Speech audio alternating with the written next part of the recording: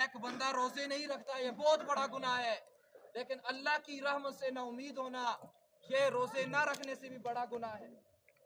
آج امید ہے، انسانوں سے امید ہے، آس ہے، لیکن آس نہیں ہے، امید نہیں ہے تو اللہ سے نہیں ہے۔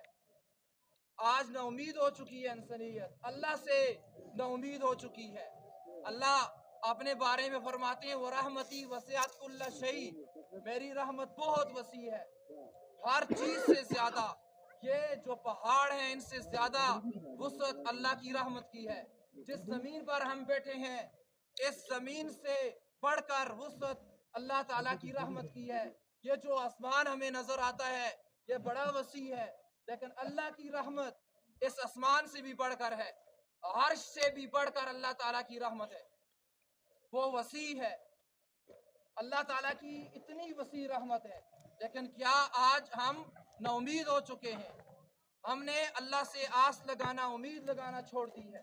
وَلَا تَيَّسُوا مِن رَّوْحِ اللَّهِ، اللہ کی رحمت سے نا امید نہ ہو۔ لَا تَقْنَطُوا مِن رَّحْمَتِ اللَّهِ، اللہ کی رحمت سے آس لگانا نہ چھوڑو، اللہ کی رحمت سے مایوس نہ ہو۔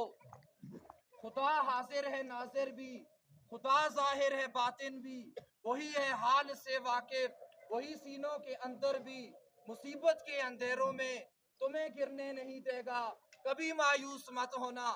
آج ہم مایوس ہو چکے ہیں، آج ہم نا امید ہو چکے ہیں، اللہ سے نا امید ہو چکے ہیں۔ یہ اسباب کی دنیا نے ہمیں اللہ سے غافل کر دیا، اللہ سے نا امید کر دیا۔